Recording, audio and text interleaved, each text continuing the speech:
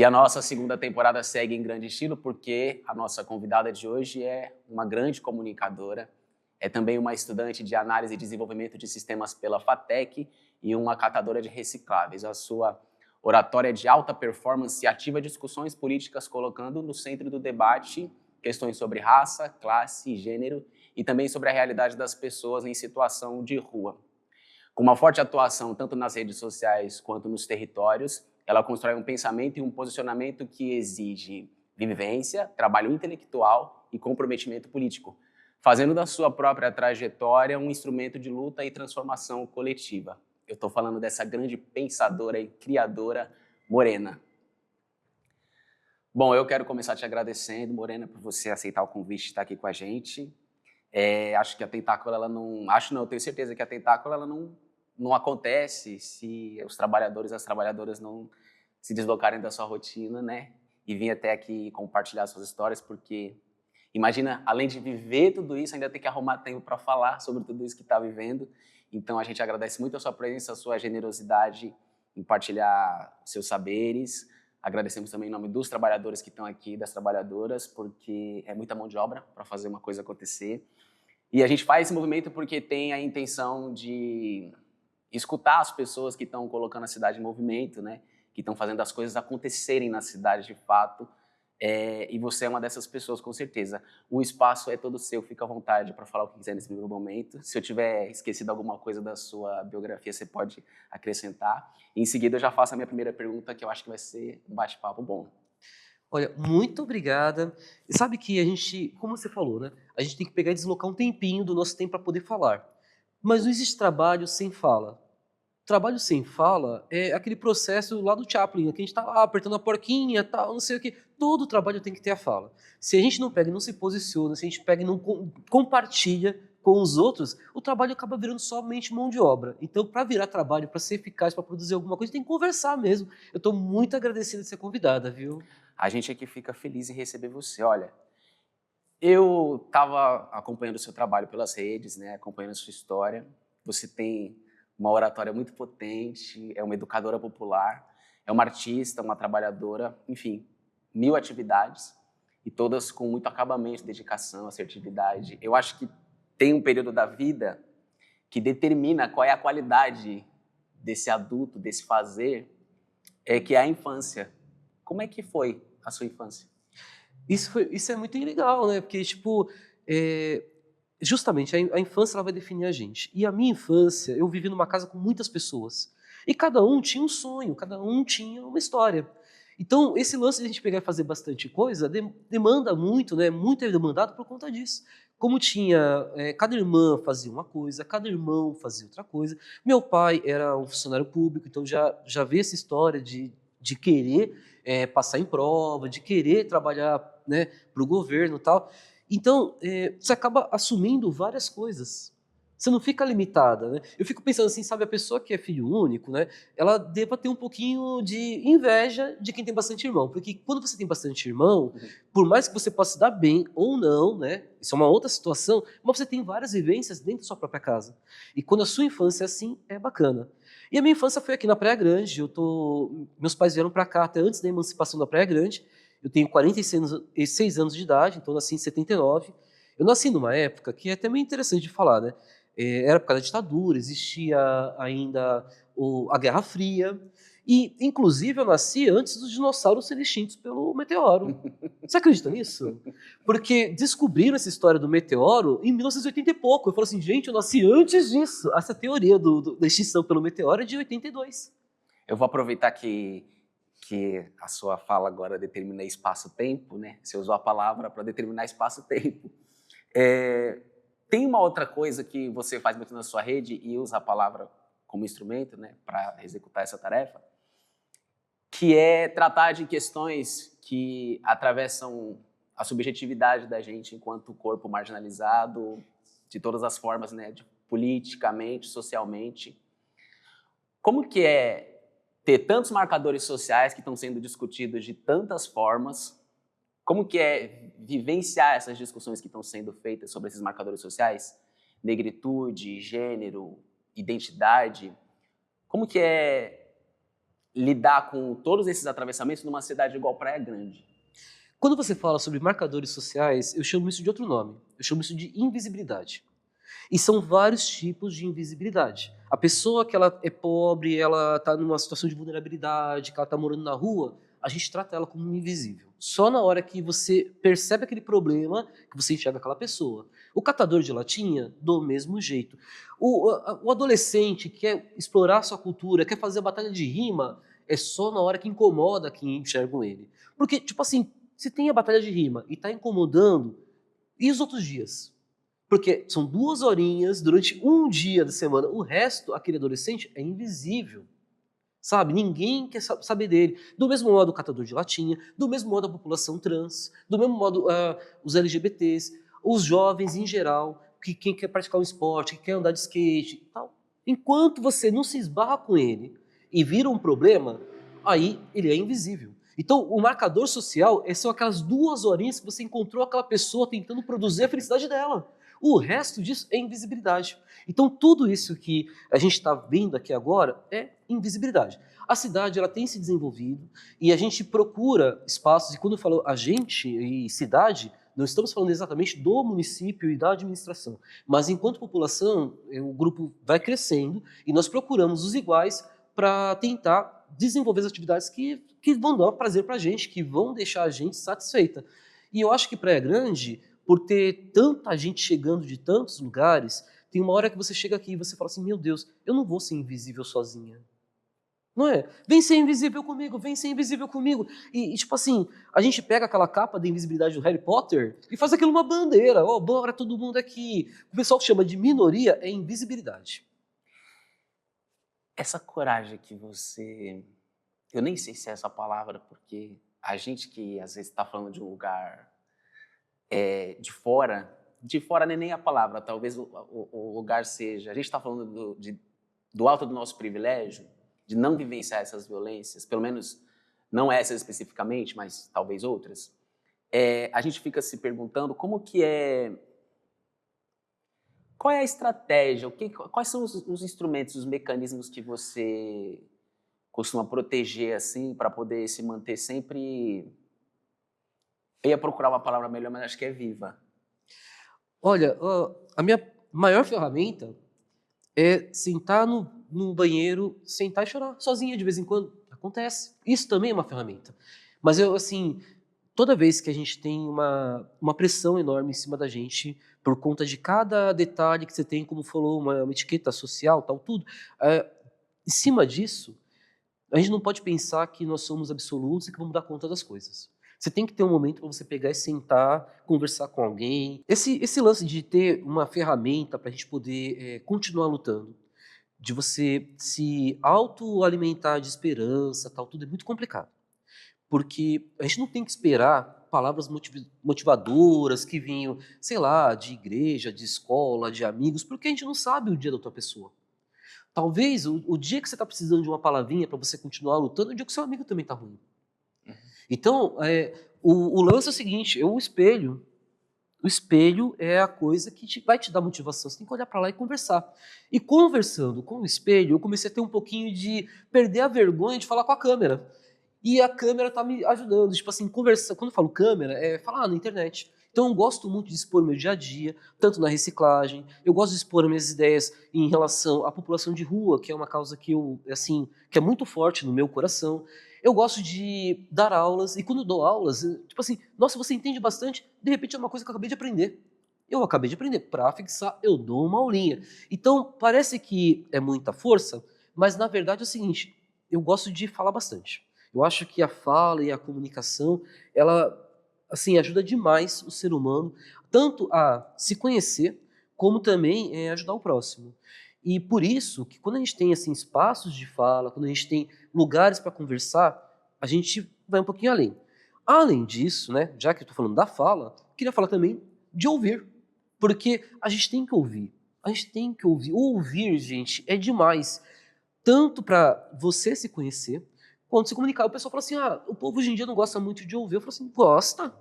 A gente ouve a televisão o dia inteiro, a gente ouve a internet o dia inteiro, a gente fica lá assistindo podcast, a gente assiste canal de YouTube, a gente assiste reels de Instagram, então a gente gosta de ouvir. Só que além de gostar de ouvir os famosos, a gente tem que ouvir o coleguinha também, porque pode ser o dia que o coleguinha está precisando daquela forcinha. Então, tudo que a gente ouve não vai ser que eu vou melhorar minha vida, mas pode melhorar a sua vida, pode melhorar a vida da pessoa que está falando. Olha, falar de escuta em tempos de rede social é uma coisa bem louca, né? Porque é sempre um caos. Aquele mesmo espaço que é muitas vezes extremamente violento, também muitas vezes é um lugar de escuta e acolhimento. Eu queria saber o que você espera provocar nas pessoas que te acompanham pela rede. Ai, que complicado isso. Porque, assim, eu acho que eu sempre quero pegar e trazer a pessoa para fora da caixinha. Falar assim, olha, você já viu isso. Você só não viu que era deste jeito. Só que toda vez que a gente faz isso, né, vem os comentários bacanas. Tem aquele pessoal que fala assim, obrigada, eu não sabia disso, tal. E tem aquelas pessoas que falam assim, muito obrigada, mas eu já sabia disso e eu não quero saber que seja de outro jeito. E aí é o tal do hater, né? Então, se você pegar e ficar incomodada, ficar com medo, com timidez de poder expor e cutucar, você não vai atingir a pessoa que você realmente deveria atingir. Que é aquela que vai ficar tocada com você. Então, você tem que ir para incomodar. Você tem que mostrar um jeito diferente de ver qualquer tipo de problema. Nem que seja matemático, ou que seja social, ou que seja afetivo. A gente tem que provocar.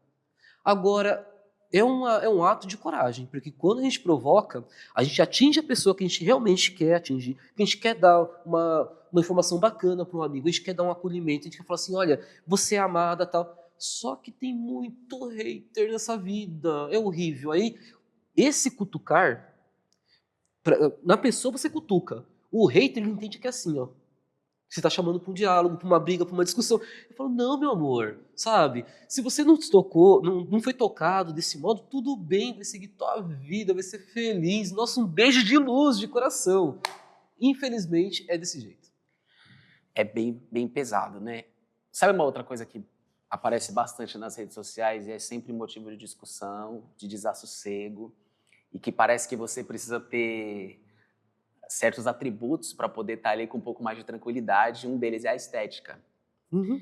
Eu, particularmente, tenho vários problemas com estética. Conheço alguns amigos e amigas que têm problema com estética, mas atua pelas redes sociais porque sente que tem alguma coisa a dizer, vai lá e diz. Essa questão pega você também, Morena? Como que você organiza o seu conteúdo? Como você organiza a sua confiança para poder fazer esse trabalho de comunicação? É muito engraçado isso, porque quando eu comecei, em 2017, não, 2017, o primeiro vídeo que eu gravei para a internet, eu tinha muita preocupação com isso. Muita mesmo. E é uma coisa que é inerente da pessoa trans. A gente, quando se assume mulher, a primeira coisa que a gente quer fazer é colocar um peito, a gente quer usar umas roupinhas bonitas, piriri poró.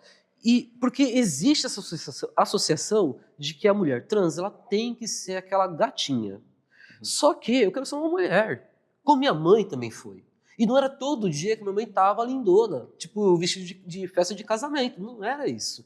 E durante muito tempo eu associava eu estar presente na rede social, montar vídeo, com estar toda bonitinha, padrãozinho.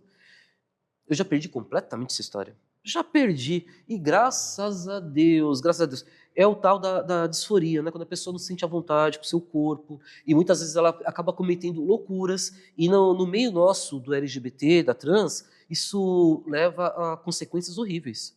Pessoas que injetam silicone industrial, pensando que vai ser uma prótese de silicone, fica toda terrível, com a saúde zoada. Pessoas que, da tentativa dessa perfeição plástica, estética, elas acabam não vivenciando a vida. Eu vou esperar ser bonitinha para vivenciar? Eu transicionei com 38 anos, então eu não tenho mais que esperar nada. Sabe, eu tenho um problema de diabetes, então eu fico pensando assim, pô, cicatrização é difícil, eu não vou me enfiar de fazer um monte de cirurgia para ficar bonita para os outros, que eu, para mim, olha, como é Lady Gaga, sabe? Deus não comete erros, eu sou bonita desse jeito, e pronto. Eu não tô mais nem aí para isso. De vez em quando eu gravo vídeo, eu acordo, gravo vídeo, eu tô de pijama, gravo vídeo, eu tô andando na rua pegando latinha, gravo vídeo. A imagem, ela é importante e eu acho lindo que tem pessoas que vão dançar e dançam com perfeição e tem um corpo bonito. Tá certo, o mundo precisa da estética, mas nem todo o mundo precisa oferecer isso para o mundo todo. Então, eu tenho uns momentos em que eu quero pegar e estar linda para as pessoas que importam. E não que todos os seguidores não importem, mas tem horas que para eles o importante é a mensagem e eu não tenho nenhum tipo de apego com essa história. Perfeito. Eu fico te ouvindo falar aqui e também te ouvi falar pelas redes, é muito inspirador, assim, de muitas formas, é envolvente, né? E muito pedagógico também, a gente aprende. Eu imagino que você inspire muitas pessoas, seguidores, pessoas da vida cotidiana. Você inspira de muitas formas pela sua luta, pela sua oratória, pela sua coragem, pela sua arte, pelo seu trabalho. Quem foi ou quem são as pessoas que te inspiram? Olha, foi meu pai e minha mãe. Porque. Você dá licença um minutinho? Fica à vontade.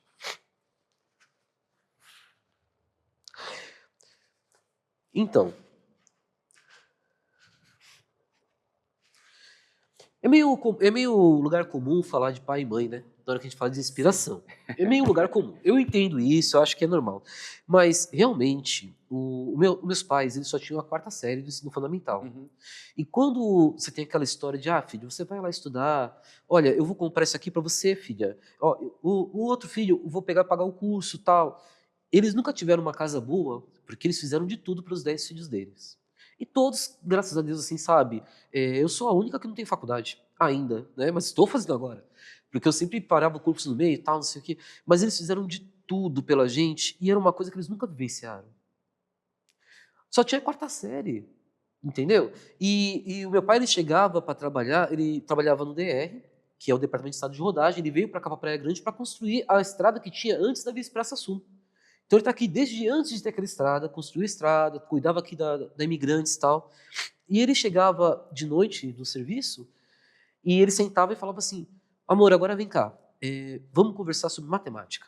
E me ensinava matemática, e me ensinava física, um monte de coisa que aquele cara só tinha a 4ª série. E ele estudava para me cobrar. Ele estudava as coisas e me cobrava.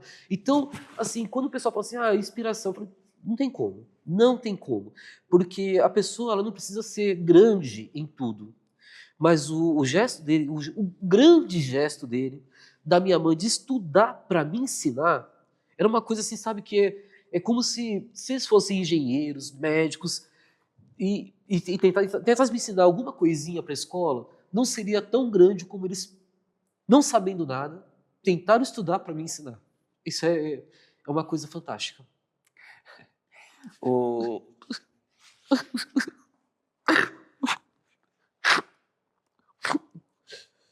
Bora, tô bem. Ai, desculpa. Não precisa pedir desculpa. Não precisa pedir desculpa. Obrigado. Vamos nessa. Eu também eu tenho meu pai como uma inspiração, minha mãe também. Meu pai foi um catador e era uma pessoa assim com seus costumes conservadores, né? Então bastante preconceituoso com algumas questões, mas muito acolhedor com outras. E eu lembro de ter visto ele fazer muitas tentativas para superar alguns preconceitos que ele tinha e tentar me acolher, mas ele não conseguia, assim. Pegava ele sempre muito desprevenido e ele sempre se estressava, ficava muito bravo. Como é que a gente faz, Morena, para quebrar esses ciclos de violência que se estende até nós de alguma forma e seguir, assim, tentando construir um outro lugar melhor de existência, assim, que não esse? Eu estou perguntando porque o meu pai foi uma inspiração para mim, ele tinha os limites dele e eu só fui perceber e entender os limites dele depois de adulto já. Eu já estava adulto, com filho. Até então eu achava ele um cara muito carrasco, assim, muito duro e não conseguia me relacionar com ele com tranquilidade. O afeto é sempre libertador e quebra muitas cadeias, né? Mas a gente acaba convivendo com esses dois processos. O processo em que aqueles costumes violentavam a gente e o processo em que aquela figura paterna acolhia. Como é que a gente faz para romper, quebrar os ciclos, dar continuidade na vida de um lugar afetuoso, se é que é possível, se tratando da gente? Isso é uma coisa muito complicada, né? Mas, tipo assim, ultimamente, eu tenho falado bastante sobre o perdoar e o desculpar. Porque desculpar é tirar a culpa. Então, se você pisou no meu pé, isso não muda nunca. Você pode pedir desculpa, mas a culpa foi sua, você pisou no meu pé. Eu não tenho como te desculpar. Eu vou te desculpar do quê? Falar assim, a culpa não foi sua, você não pisou no meu pé? Não existe. Existe perdão. E eu tenho um problema familiar muito grande, assim, sabe, nesse ponto do afeto, né? Porque sofri uma violência muito pesada mesmo, e bastante gente já sabe disso. Só que na hora que eu olho para as pessoas que estavam envolvidas nesse processo, eu perdoo. Eu não tiro a culpa. Desculpar é falar assim, não existiu. Não, existiu. Agora, eu não preciso carregar essa mágoa para mim o tempo inteiro. E eu não carrego de nada. Às vezes eu brigo com uma amiga minha, né, a gente discute e tal, não sei o que, estamos de mal, Belém, Belém, né? Nunca mais estou de bem. Não tem problema, Belém, Belém. Mas, tipo assim, eu não vou ficar pensando nela o dia inteiro. Não, na briga. Se eu tiver que lembrar dela, eu vou lembrar das coisas boas. E eu tenho muitas lembranças boas com todas as pessoas que eu tenho problema na minha família. E eu me pego nisso. Eu pego os álbuns de foto e continuo olhando lá quando eu era criancinha e tal, não sei o que. Eu vi, a gente estava lá de mão dada, a gente estava num balanço, juntas. É isso que eu tenho que levar, todo dia. Eu não vou lembrar todo dia da imagem da briga que a gente teve, da imagem da violência que aconteceu, nada disso. Se a gente carrega somente o que a gente coloca no bolso. Entendeu? A vida pode colocar fardos nas nossas costas. Agora, a gente também vai ficar pegando e colocando coisa no bolso à toa, sabe? Então, os problemas que a gente tem, que a gente não consegue resolver, vai levar nas costas. Beleza. Agora, problemas afetivos é no bolso que a gente carrega.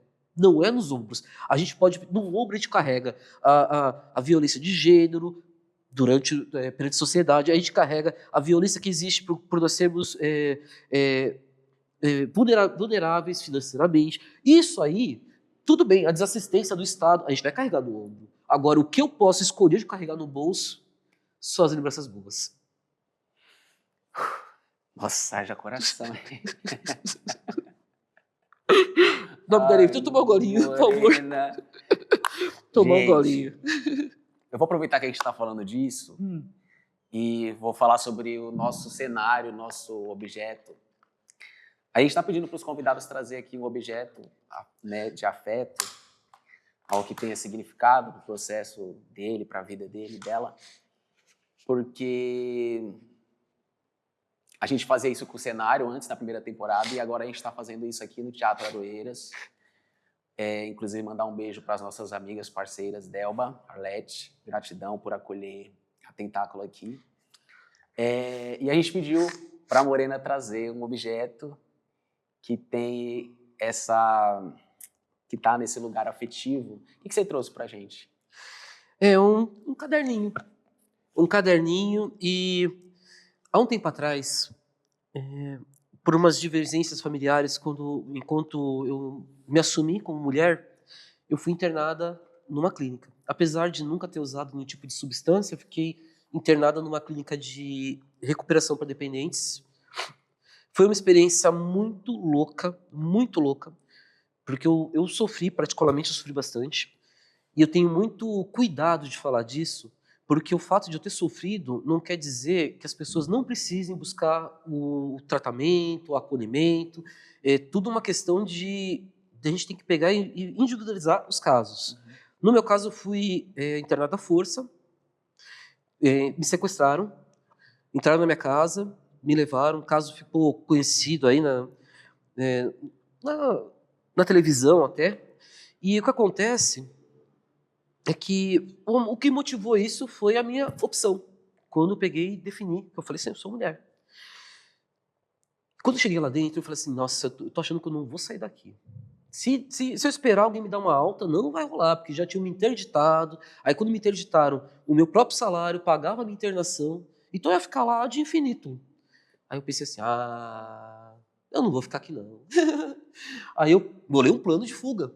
E a primeira coisa que eu pedi no plano de fuga foi um caderno, gente. O caderno foi a primeira coisa que eu pedi. Eu falei assim, por favor, vocês sabem que eu gosto de estudar, então eu quero ficar escrevendo bastante, pedi para minha família trazer cadernos para mim. Aí trouxeram os cadernos e tal. E eu continuei no meu plano de fuga. Aí eu peguei e fiz amizade com um cachorro que tinha na clínica, porque ele latia bastante, né? Se passasse alguém, né? Ele latia, denunciava. Aí eu fiz amizade com um doguinho e o caramelo já deixava para dormir no meu quarto, já. Levava pro quarto, deixava dormindo. Aí tinha uma academia que tinha uma esteira, aí eu comecei a tentar na esteira, que eu falei assim, na hora que eu fugir daqui eu vou sair correndo, então eu tenho que estar preparada para correr. E eu ficava acordada várias noites, porque eu tinha que fazer de noite isso, eu falei assim, eu não posso sair daqui e ficar com sono na rua, eu tenho que sair correndo. Então eu treinava a ficar várias noites acordada. E o caderno foi fundamental.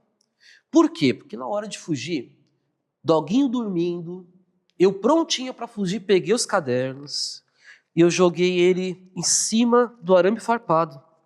Até agora ele tem até as marcas do arame farpado. Esse caderno aqui deu a minha liberdade, sabe? Então aqui é do arame farpado da clínica. Eu joguei ele em cima do arame, né? Teve outro caderno, o outro, infelizmente, ele ficou pendurado. E eu falei assim, não vou correr. Aí eu pulei, esse aqui eu consegui puxar e fui embora. E sem isso aqui eu não ia conseguir fugir. Eu só fugi porque eu contra o caderno da amizade com o doguinho. Não, eu tô aqui, eu tô pensando. Claro, assim, é uma situação muito delicada que você tá contando. Mas eu não consigo não pensar na sua astúcia. Eu nunca pensaria num negócio desse. Esse relato que você contou, tá escrito nesse caderno, não? Não. Esse caderno eu só usei ele só para disfarçar. Uhum. Porque eu não queria escrever nada, porque eu tava com o coraçãozinho meio durinho naquela hora, e qualquer coisa que a gente escreve, que o coração fala, né? Sim. Entendeu? Aqui, a nossa mão é a língua do coração, sabe? Eu acho que todo escritor tem isso, né? A mão é a língua do coração, a gente vai lá e tá escrevendo. E eu não queria pegar, e até agora, eu tenho os momentos que eu faço essa reflexão. Foi uma experiência ruim para mim, mas eu não quero também transformar isso numa coisa que seja ad eternum para eu ficar pensando nisso toda hora. Eu não carrego isso no meu bolso. Agora há pouco eu estava conversando, antes de vir para cá, com a psicóloga que estava lá na clínica. Virou minha amiga depois, a gente conversa, tal, tudo. Eu não carrego essas pedras no bolso, não. E eu não queria, naquele momento mesmo, eu não queria pegar e escrever nada. Sim. Porque eu estava com um coração tão horrível. Se eu escrevesse, ia ser de caneta vermelha. Então, melhor não. Acho que a gente não consegue nem imaginar como que é esse processo, você pegar força, arrastada para um lugar que você não quer estar, ter que ficar ali por tanto tempo, passando por todo tipo de abuso, né, de violência. E, ao mesmo tempo, ter que transformar isso, colocar isso no seu devido lugar para não ficar carregando um peso quando sair de lá, porque você precisa acessar outros lugares e quanto menos peso, melhor, né? É sempre um desafio lidar com esse tipo de acontecimento mesmo, assim. Por falar em acessar outros lugares e acessar com o menos peso possível, você entrou para a faculdade, não sei se recentemente, entrou para a faculdade de Análise e Desenvolvimento de Sistemas. Você consegue explicar rapidinho para a gente o que é Análise e Desenvolvimento de Sistemas, só para a gente situar a galera aqui? Então, é um curso muito bacana. E o que o analista faz? Ele pode tanto trabalhar numa empresa que já tenha, por exemplo, o iFood, ou um Uber, uma plataforma grande como essa, um banco. Ele não precisa toda hora se reinventar o sistema, né? Ele não precisa toda hora, vou fazer um sistema novo, do zero. Mas precisa de profissionais que consigam entender o sistema que já existe e fazer pequenas modificações para que aquilo continue funcionando ad eterno. Então, é diferente do curso de desenvolvimento de sistemas. A pessoa que faz o curso de desenvolvimento de sistemas, ela simplesmente vai criar novos programas. Agora, a gente vai fazer o quê? Nós vamos olhar dentro do que já existe, identificar as possíveis melhorias, as atualizações e deixar tudo isso pronto com o sistema funcionando. É praticamente, a analista de sistema tem o programador, ele é como se fosse o borracheiro, ele vai trocar o pneu do carro. Agora, o analista de sistema, ele faz o quê? Ele troca o pneu do carro com o carro em movimento. A gente nem para o carro, a gente vai trocando a roda ali no caminho, assim, furou o pneu, vamos embora. E você sempre quis estudar nesse curso? Sempre. Na verdade, eu tentei iniciar a faculdade há 1000 anos atrás, tal, tudo, e iniciei. Só que acabei abandonando, né? Hoje em dia eu tô com tanta vontade. Ai, meu Deus do céu, que hoje nada me faz Tá abandonar. gostando das matérias? Tô adorando. Eu chorei na primeira aula. Eu chorei. Primeira aula que eu tive, matemática discreta. Eu falei assim, você sabe o que é isso? Né? Você como falar teorema de Pitágoras baixinho, matemática discreta. Mas aí o professor chegou, começou a explicar as coisas. Eu falei assim, nossa, que legal. E fazia tanto tempo que eu dou aula de matemática. E eu gosto muito de matemática. Mas quando eu cheguei lá, eu fazia anos que eu não aprendi uma coisa nova e básica. Aí na hora que ele explicou, eu falei assim, eu não acredito que isso aqui que é a inequação, é para isso que serve a inequação, é assim que... Eu comecei a chorar.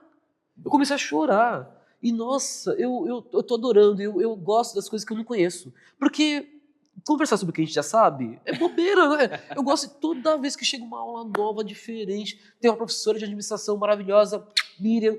Meu, eu fico doida na aula dela, eu fico doida. Toda vez que ela fala alguma coisa diferente, eu falo assim, ai, professora, eu tô gostando disso. E esse ambiente, essa experiência é maravilhosa. O conhecimento é sempre muito transformador, né? É muito bonito, inclusive. Eu também gosto de aprender as coisas. Mas a gente também sabe, ao mesmo tempo, que a faculdade ela é um lugar bastante difícil de ficar. Uhum. E tem um outro detalhe, né? O meu pai, você falou aqui da questão do estudo, dos seus pais, né? O meu pai também foi um homem que estudou só até a 3ª série, que também é um marcador não, é também um mecanismo de invisibilização, como você me ensinou. Como que é catador, 3ª série, nunca nem pensou em faculdade? Como que é sair dessa calçada limitada pela marginalização e atravessar o meio-fio do conhecimento, ocupar aquele lugar, buscar a formação acadêmica? Olha, no primeiro dia, eu falei assim, minha preocupação é encontrar onde fica o parquinho, a hora do recreio e conhecer o nome das tias. A última experiência foi tanto tempo que... E organizar, não né? é? Eu falei assim, não, tem que encontrar onde é que fica o parquinho, eu achar a hora do recreio, decorar o nome das tias. Eu falei assim, então tá de boa. E aí, quando eu cheguei lá, eu já sabia isso pelo vestibular. No vestibular, eu cheguei até a passar mal, deu uma hipoglicemia na hora lá, eu passei malzinha. E eu até falei pra fiscal, falei assim, olha, eu tô achando que eu vou desmaiar, tá? Aí ela ficou branca. Eu falei, nossa, agora vai desmaiar ela. Porque ela pensou assim, meu Deus, é só ficar aqui, olhar, ninguém vai colar, tá fácil, né? Aí daqui a pouco chegou uma pessoa e falou assim, vou desmaiar. Mas eu tava muito nervosa no dia. Na sala do vestibular, já deu pra perceber um pouquinho como é que ia ser a turma. Porque eu era a pessoa mais velha da sala. Eu tenho 46 anos. E cheguei lá, no primeiro dia, era todo mundo 18 anos. A gente tem que tomar muito cuidado. Porque são pessoas ali que são como se fossem também, poderiam ser minhas filhas. Poderiam ser meus filhos. Então, eu tenho que tomar cuidado com o que eu falo. Eu sei que eu tenho as minhas dificuldades, como foi a questão assim de como que é sair da catação e ir para lá.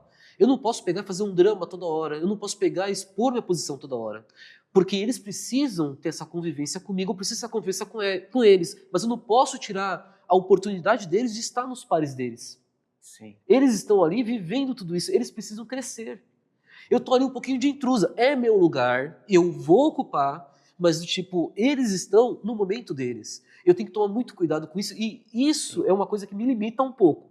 Porque eu falo assim, não, eu tenho que pensar assim, eu não posso pagar de tia aqui, sabe? Eu tenho que pegar, ir na onda da galera e ficar quietinha, sentar no fundo e não falar muito. Mesmo assim, eles aceitaram super bem. E é uma experiência muito diferente, né? Conviver com uma pessoa que é trans é uma coisa já diferente. Você conviver com uma trans adulta, até porque eu tô aqui de hora extra. Porque muitas mulheres não têm a oportunidade que eu tenho de ter 46 anos, ser trans e estar aqui.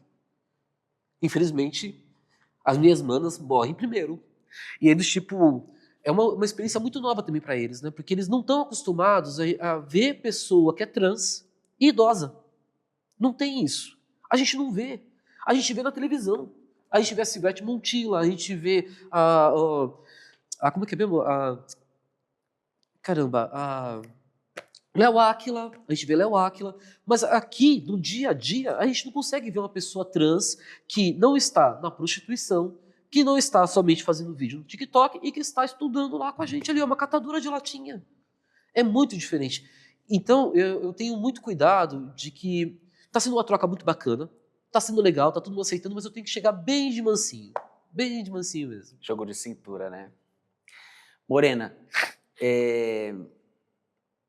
você fala sobre economia, tecnologia, política, identidade, raça, tudo, arte, educação, cultura. Fala e fala muito bem, fala com propriedade. E você não aprendeu essas coisas que você fala sobre todos esses assuntos na faculdade. Você aprendeu na sua vivência cotidiana, enquanto trabalhadora. Que pedagogia é essa que a rua tem, que a academia ainda não tem? Mas tem uma coisa que eu uso bastante. Eu sempre saio com uma cadernetinha. De casa, eu vou reciclar, eu tô com uma cadernetinha, coloco na bolsinha e a caneta. Toda vez que eu vejo uma palavra diferente, eu anoto e é lei. Eu chego em casa, eu tenho que estudar, eu tenho que ver. E às vezes eu poderia pegar na mesma hora, né, e ficar no celular. Só que é um hábito de você pegar e parar um tempo para estudar. E se você pegar na mesma hora e olhar no celular, é diferente. Então eu tenho um momento que eu cheguei em casa, eu tenho que parar e estudar. Todo dia. Todo dia. E quando eu estou lendo um livro, por exemplo, de literatura, normal. Um dia eu estava lendo um livro que falava que a mulher estava andando num lugar lúgubre. E eu falei assim, eu sei que lúgubre está com cara de triste, mas o que significa lúgubre? Tal, não está com caderninho, tá vendo? Se andasse com caderninho, já saberia. Eu já vou até caçar uma caneta. Aí eu vou ler um livro normal, né? Geralmente eu leio bastante agora por EPUB, né? Os livros do celular. Ah, vi uma palavra diferente. Lúgubre. Terminei, foi o capítulo, pum, vou pesquisar agora. E lúgubre é um lugar que lembra funeral ou morte. Entendeu? E aí, toda vez que eu tô lendo alguma coisa, eu não entendi, eu tô assistindo uma notícia, eu não entendi, eu anoto. Mas o lance não é só anotar, o lance não é só procurar, é você ter um tempo de estudo. Todo mundo, tanto na faculdade, não estando na faculdade e tal, tem que separar meia hora por dia para estudar alguma coisa. Seja crochê, vai aprender alguma coisa. O cérebro só funciona se a gente pegar e dar uma empurradinha nele, entendeu? Então a gente tem que aprender alguma coisa. Eu acho muito legal o pessoal que se dedica a crochê, artesanato. Poxa, é uma habilidade que eu não tenho muita, sabe? Mas eu gosto dessas coisas que não tem habilidade, porque eu fico apanhando ali, mas é tão gostoso apanhar dessas coisas, sabe? Apanhar de aprender. Né? Nossa, eu adoro. Porque qual seria a graça se o quebra-cabeça fosse fácil? Pois é. Não é verdade? Pois é. Aí, tipo assim, esses dias eu tava no metrô, eu tava indo pra Brasília, participar de um concurso lá, e eu tava com um cubo mágico, eu, 30 segundos, tá pronto. 30 segundos, tá pronto. Eu falei assim, vou tentar fazer com a mão. Aí comecei a fazer com a mão direita. Aí com a mão direita, demorou 6 minutos, tava pronto. Aí eu falei assim, vou tentar com a esquerda. Mas eu confesso que eu não consegui fazer com a esquerda ainda. Só mas tá tentando ainda. Tô tentando. E você é essa pessoa? Enquanto você não resolver aquilo ali, você fica lá insistindo. Nossa, a pior coisa do mundo não me deixa pela metade, meu Deus do céu. Eu não consigo dormir. Se eu ver uma conta, um professor passou uma lista de exercício. Tá bom, ele falou assim, ó, só é pra fazer do 1 até o 4 copiando uma folha e me entrega. Tá bom, fiz do 1 até o 4. Deixei prontinha. Fui deitado, daqui a pouco eu falei assim, não, vou fazer as outras. Pelo amor de Deus, não é possível, eu vou fazer as outras. Eu vou lá, porque eu quero saber antes se eu vou saber responder ou não, e se eu não conseguir na hora. Aí, essas coisas pela metade não dão certo comigo. Eu fico nervosa. Eu faço tudo já antes. Morena, isso está relacionado, imagino, com a urgência do seu trabalho, o tempo todo. A coleta seletiva, você tem que organizar tudo. Eu tenho uma curiosidade.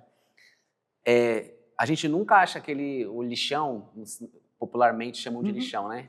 Num bairro nobre da cidade. Ele está sempre nas periferias.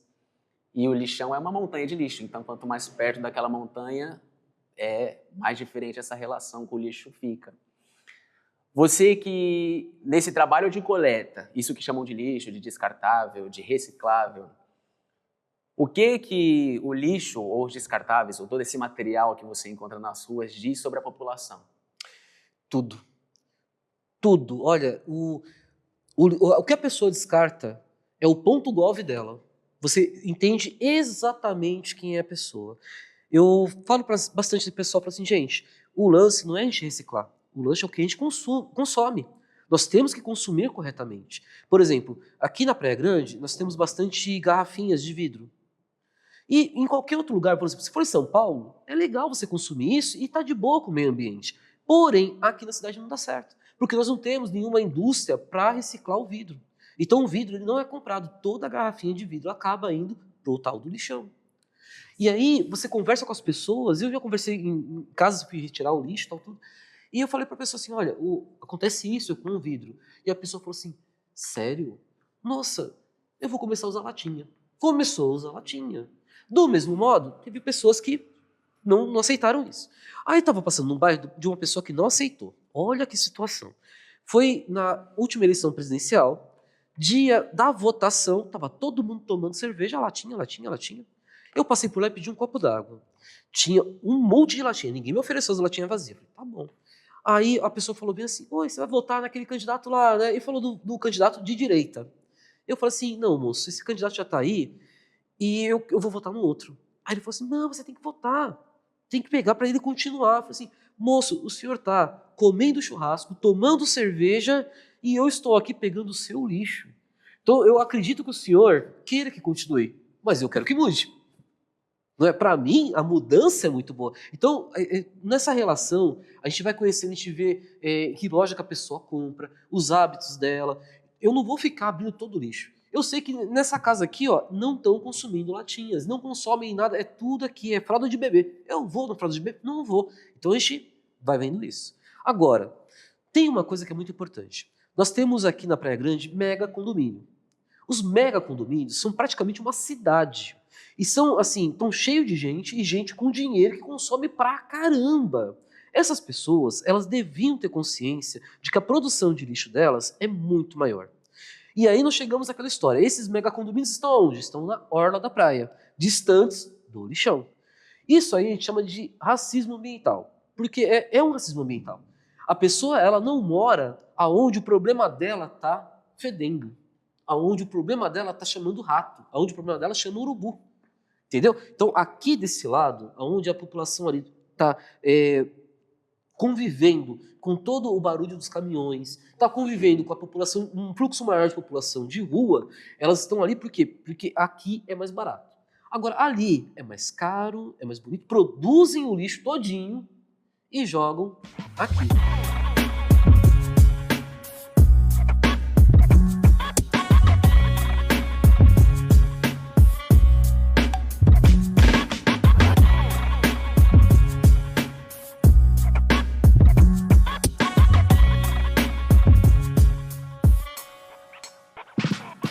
Perdão.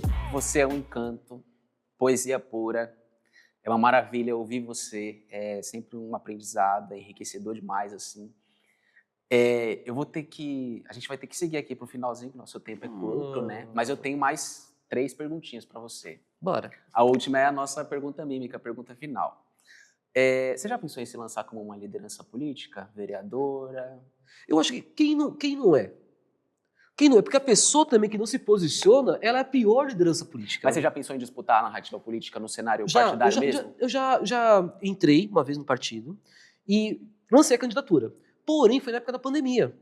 E aí, eu fiz bem assim, eu falei assim, ó, tá proibido todo mundo de votar. Tá todo mundo proibido. Eu fiz a minha mãe me prometer que ela não ia votar. Eu falei assim, mãe, você não pode, não vai sair, é pandemia, a senhora tem que ficar em casa. Eu defendo saúde pública, eu não posso pedir para alguém sair de casa e votar no meio da pandemia. Então, é muito complicado. Por isso que eu falo assim, sabe, quem não é a liderança política? Porque cada ato seu é um ato político, Sim. um ato de liderança política. A pessoa que pegou e foi votar no meio daquele negócio todo, foi votar por quê? Precisava mesmo, tal tudo, estava com a saúde em dia, tal, estava vacinadinho. Agora, se não, a gente tem que pegar e falar assim, é melhor não ir.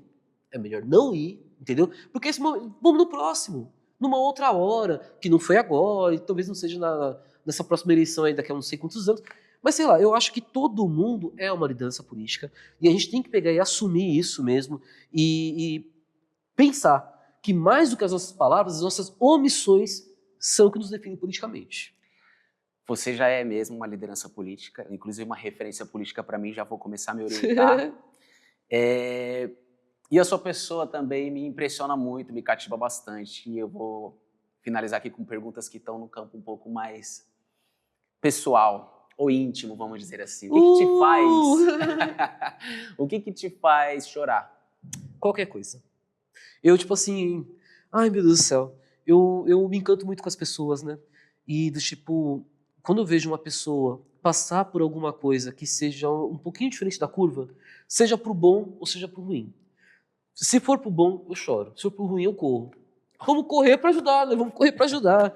Então tem isso. Mas eu choro bastante quando eu me emociono quando as pessoas estão uma vitória, sabe? Eu me Sim. emociono muito. E o que te faz gargalhar? Ai, meu Deus do céu. Também é isso, as amizades, sabe? Quando eu vejo uma amiga minha evoluindo, sabe? Tem uma amiga minha que ela está internada e me mandaram a foto dela. Ela saiu da cirurgia e tal, toda enfaixada, tá toda feinha, digamos assim. E eu ri tanto, eu falei assim, meu Deus, ela passou pela cirurgia. Ela passou, Nossa. entendeu? Então, tipo assim, pra mim, nossa, eu motivo assim, sabe, de eu pegar e rir à toa. Eu fico rindo à toa. Morena, como é que você se vê daqui 10 anos? Se Deus quiser, viva. Se Deus quiser, porque, gente do céu, nós somos o país que mais assassina a população LGBT no mundo.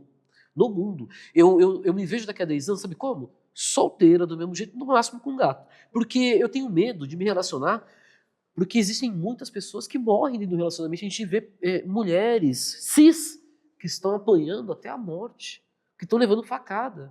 E eu tenho muito medo mesmo de relacionar. Essa é uma coisa que é verdade. Eu não tenho coragem de morar com mais ninguém. Eu me vejo daqui a 10 anos cheio de gato.